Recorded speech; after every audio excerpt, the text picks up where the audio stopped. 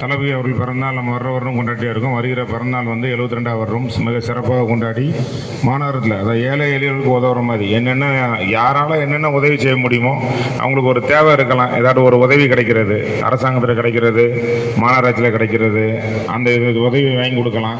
மற்றும் உங்களான ஆணவனையை ஒவ்வொருவரும் செய்யலாம். அது வந்து மாவட்ட கழகம் தான் செய்யணும், மாநகர தான் செய்யணுங்கிற அவசியம் இல்லை.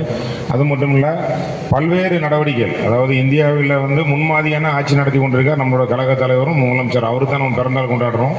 ஏற்கனவே 5 முறை ஆட்சி செய்த மறைந்த முன்னாள் முதலமைச்சர் அவர்கள் இருக்கார், தலைவர் கலைஞர் முன்னாள் தலைவர் அவர்கள் இருக்கார். அதனை தொடர்ந்து சிறப்பாக இந்தியாவுக்கே வழிகாட்டியாக அதுக்கு ஒரு உதாரணம் சொல்லலாம்.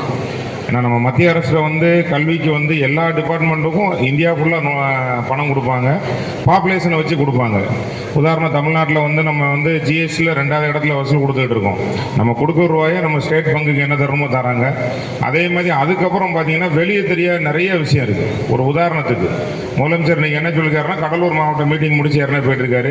நீ பணம் கொடுத்தா கொடு மிரட்டலுக்கு போய்விட மாட்டேன், 10,000 கோடி கொடுத்தாலும் நீ சொல்கிற கோரிக்கை ஏற்றுக்கிட மாட்டேன்னு சொல்கிறாரு. அதுக்கு நான் என்ன சொல்கிறேன்னா, அதை எப்படி வசூல் பண்ணணும் நம்மளுக்கு தெரியும். முதலமைச்சருக்கு வட்டியோட வசூல் பண்ணிக்கலாம். அதுக்கு ஒரு உதாரணத்துக்கு நான் சொல்கிறேன். இன்னைக்கு ஒரு நாள் டோல்கேட் தமிழ்நாடு ஃபுல்லாக 94 டோல்கேட் இருக்குது. நான் தமிழ்நாடு முழுவதும் சொல்கிறேன். அதோட வசூலை பார்த்தீங்கன்னா வருஷத்துக்கு பார்த்தீங்கன்னா 2,500 கோடிக்கு மேலே நம்ம ரூபா போகுது. அதான் நீங்கள் விவசாயத்தில் உழைச்சாலும் சரி, மாதம் வேலை பார்க்குறவங்கள இருந்து உழைச்சாலும் சரி, நம்ம பணம் தான் போகுது. இன்கம் டேக்ஸ் நம்ம தமிழ்நாட்டில் இருந்து கட்டுற ஆளுக்களே பார்த்தீங்கன்னா 1,51,00,000 மேலே நம்ம கட்டுறோம். நம்மளோட வருமானத்திலிருந்து தான் கட்டுறோம்.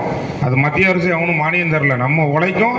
அது கவர்மெண்ட் நல்லா இருக்குன்னு கட்டுறோம். அது ஸ்டேட் கவர்மெண்ட் இருந்தாலும் சரி, மத்திய அரசு இருந்தாலும் சரி.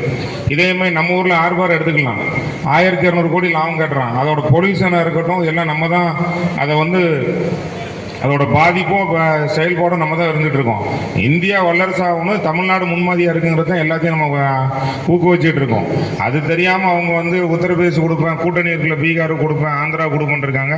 இதுக்கெல்லாம் முற்றி பண்ணி வைக்கிற நிறைய ஆட்டம் அடிச்சு அனுப்பியாச்சு. உனக்கு ஓட்டு கிடையாது அனுப்பியாச்சு. இப்போ எலெக்ஷன் வரதுனால நிறைய இடத்துல பல விதமாக கத்திக்கிட்டு இருக்கான். அதுக்கெல்லாம் முடிவுரை கட்டணம் என்னன்னா, ஒரே ஒரு அடி இந்த தமிழ்நாட்டுக்கு போக வேண்டாம் பானு. ஏற்கனவே நான் சொன்ன மாதிரி அந்த மாவட்ட கழக மீட்டிங் நடந்தது.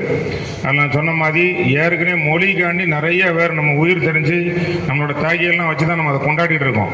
அதை வந்து ஏடிஎம்கேக்கும் டிஎம்கேல உள்ளவங்களுக்கு தான் எல்லாத்துக்கும் தெளிவாக தெரியும், திராவிட கட்சியில் உள்ளவங்களுக்கு. மற்ற ஆளுக்கு தெரியாது. அதனால இவனு புதுசாக வந்து முன்மொழி படித்தா என்னன்னா, அதுக்கு ஒரு சின்ன உதாரணம் எடுத்துக்கலாம். நீங்கள் நிறையா பேர் பக்கத்து ஸ்டேட் ஆந்திரா, கேரளா, சபரிமலைக்கு ஓயாமல் போகிறனால கேரளாவுக்கு போயிருப்பீங்க. ஆந்திரா, கேரளா, தமிழ்நாடு எல்லாம் நம்ம பக்கத்தில் உள்ள ரொம்ப தூரம் போக வேண்டாம். இதில் வந்து அவங்கவுங்க தாய்மொழி, அதான் நம்மகிட்ட இருந்து தான் பிரிஞ்சது. கேரளா, ஆந்திரா, தமிழ்நாடு சுதந்திரம் போட்டு அந்த ராஜா ஆண்டத்தில் பிரிஞ்சு. அங்கெல்லாம் இப்போ தெலுங்கு நீங்கள் கேட்க முடியாது. கேரளாவில் மலையாளம் பேசினாலும் ஹிந்தி நிறைய பேசுவாங்க. ஏன்னு கேட்டால் அதை ஆட்டோமேட்டிக்காக ஏற்றுக்கிட்டதுனால அழிச்சாச்சு. தமிழ்நாட்டில் பார்த்தீங்கன்னா எங்கேயும் தமிழ் தான். பார்டரில் ஓசூர் பார்டரில் பக்கத்தில் போனாலும் கன்னடம் பேச மாட்டோம், தமிழில் தான் பேசுவாங்க. இதுதான் அதோட மொழி. அதனால நம்ம தமிழை விட்டு கொடுக்க வேண்டிய தேவை கிடையாதுங்கிறது நிறைய விதத்தில் உறுதியாச்சு. அது நம்மளுக்குள்ள ஒரு சலசலப்பு உண்டு பண்றாங்க. நம்மளோட நோக்கத்தை திசை திருப்புறது. நம்மளோட இலக்கு என்ன? வருகிற சட்டமன்றத்தில் 2026 நம்ம வந்து திருப்பி நம்ம தலைவர் முதலமைச்சர் 7வது முறையாக நமக்கு ஆட்சி சொல்றேன், 7வது முறை ஆட்சி அமைக்கிறதுக்கு அதை ஆட்சியில் அமர்த்துறது. இதுக்கு சலசலப்புனா இடம் கொடுக்காம தேவையில்லாம பண்ணலாம். இருந்தாலும் பதிலடி கொடுக்கணும். அதாவது உங்களுக்கு அறிவிக்க போர் நடத்தினா அந்த எழுச்சியே வரல. பிஜேபிக்காரன் வந்து நம்ம முதலமைச்சரை வந்து சொல்றாரு கெட்ட ஓட்டுண்டு. அதுக்கு நம்ம என்ன செய்யணும்? இன்னைக்கு சமூக வலைத்தளத்தை நம்புறாங்க.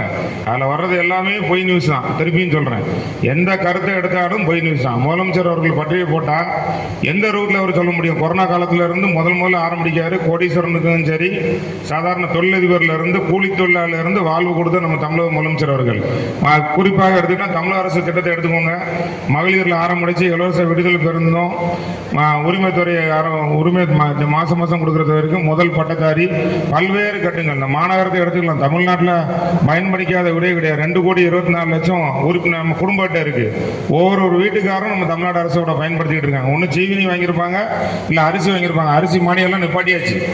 அது போக அவங்களுக்கு சாலை வசதி வந்திருக்கும். மாநகரத்தை எடுத்துக்கிட்டா கான் வசதி வந்திருக்கும், மழை நீர்லாம் இருக்கும். அவன் வீட்டில் குப்பை எடுக்கிறவருக்கும் நிர்வாக சீர்கேடெல்லாம் இருந்தால் சரி பண்ணி வச்சிருக்க முதலமைச்சர் தான். இப்படி பல்வேறு கருத்துக்களை போகலாம். நம்ம அதுக்கு செய்ய வேண்டிய என்ன? 2026 எலெக்ஷன் 5 வருஷத்துக்கு ஒருக்கா வரதான் செய்யும். பல கட்சிகள்லாம் போட்டி போடுவாங்க. ஆனால் இப்போ ஒரு வித்தியாசமாக இருக்குது.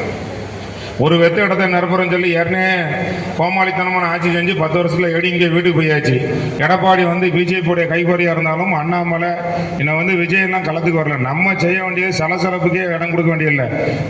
நம்ம கழக நிர்வாகிகளுக்கு ஒரு தாழ்மையான வேண்டுகோள் என்னன்னா, யார் யார் வராங்களோ, இப்போ நம்ம கழகம் ஆரம்பிச்சு ரொம்ப 70 வயசு ஆள் இருக்காங்க,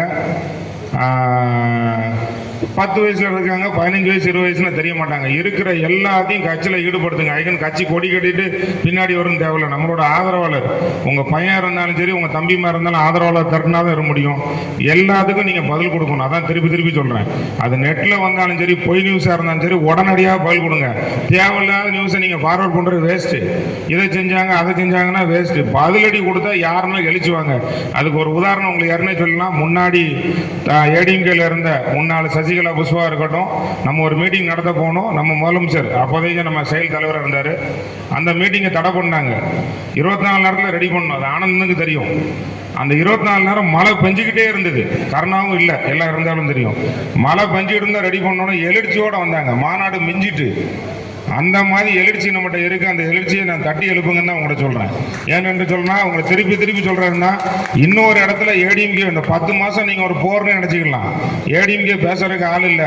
பிஜேபியா இருக்கட்டும், அது புதியதாக தொடங்கப்பட்ட எந்த அணியா இருக்கட்டும், நம்ம தலைவரையோ கழகத்தை சேர்ந்த யாரை பேசினாலும் சரி, உடனடியாக நீங்க பதிலடி கொடுக்கணும்.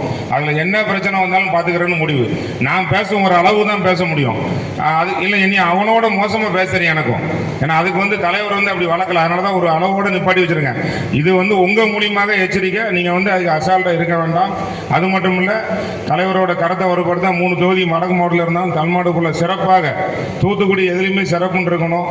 ஏன்னா நம்ம கழக தலைவர் அவர்கள் கோயில்பட்டிலிருந்து கொடிய தலைவர் முன்னாள் தலைவர் கொடி எழுச்சி ஆரம்பிச்சாலும் இந்த எழுச்சி தூத்துக்குடியிலிருந்து கிளம்பி போற எழுச்சி தமிழ்நாடு முழுவதும் பிரதிபலிக்கணும். எந்த எதிர்கட்சிக்காரன் கண்ணியமா பேசினா கண்ணியம், எதிர்த்து பேசினா பதிலடி கொடுக்க வேண்டிய கோரி தாழ்மையான எனக்கு வாய்ப்பு